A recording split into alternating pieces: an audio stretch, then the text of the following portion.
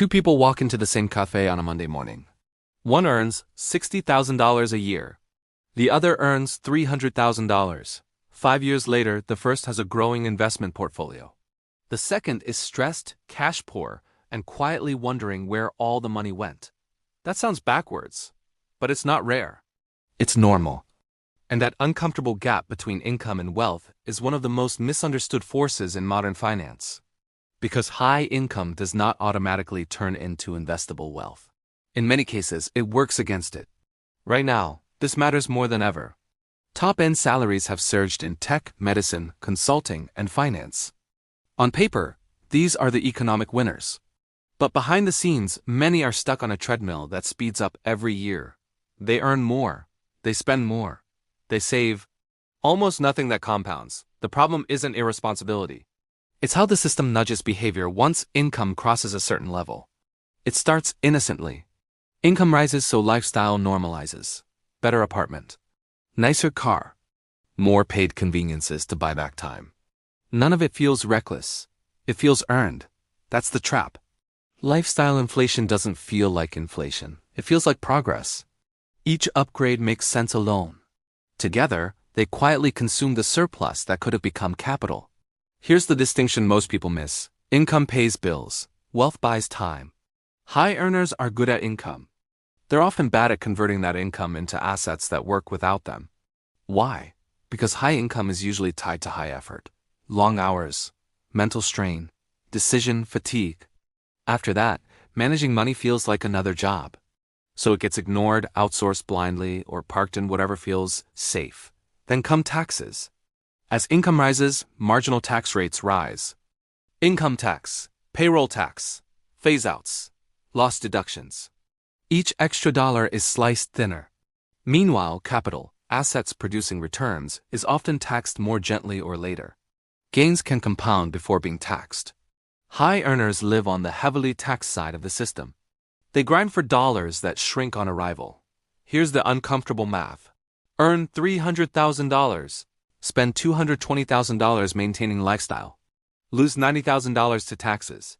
You're not building wealth. You're a high-throughput system. Money flows through you, it doesn't stay. What remains often sits in cash, which feels responsible. But cash isn't neutral. If inflation runs at 4% and savings earn 1%, purchasing power erodes every year, quietly. High earners often overvalue stability because volatility feels like danger. But the real danger is stagnation. Timing adds pressure. Many high earners start investing late. Their early years go into education, training, career building. By the time income spikes, the most powerful ingredient in compounding, time, is already reduced, so they try to compensate. Smarter strategies. Complex products. Leverage. Private deals. Things that promise speed. That's when risk spikes. Leverage magnifies outcomes, not intelligence. Complex investments don't fix a weak base. They amplify mistakes. Meanwhile, simple strategies, broad markets, steady investing, patience, look boring to people used to operating at a high level. There's irony here. The traits that create high income, confidence, speed, ambition, can undermine investing, which rewards restraint and consistency. Then comes identity. High earners are expected to look successful. The house, the travel, the visible signals. These aren't just personal, they're professional armor. When income becomes identity, downgrading feels like failure, even if it's financially smart. Expenses become sticky. All this happens in a system that encourages consumption over ownership. It's easier to finance a car than buy an asset. Easier to upgrade lifestyle than sit through market volatility. The system flatters high earners first. It doesn't punish them immediately, but over time, the gap widens. The person who learned to live below their means early builds compounding assets. The high earner, despite massive effort, stays dependent on the next paycheck. That's the real vulnerability. Not low income, but high fixed costs with high expectations. Once lifestyle requires your income, you're not wealthy.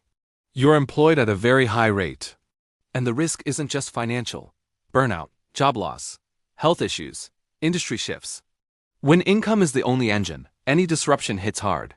Wealth is optionality, the ability to pause, pivot, or say no. So why does this pattern persist? Because no one explains the transition point, when earning more stops being the solution and starts being the distraction. Below a certain level, optimization is about earning more. Above it, optimization is about keeping more and letting time work. High earners who struggle with wealth aren't bad with money. They're playing the wrong game for too long. The question isn't whether they can afford to invest. It's whether they can afford not to redesign their lives around capital instead of consumption. Because wealth doesn't care how impressive your income is. It only cares how much of it you turn into something that keeps working long after you stop.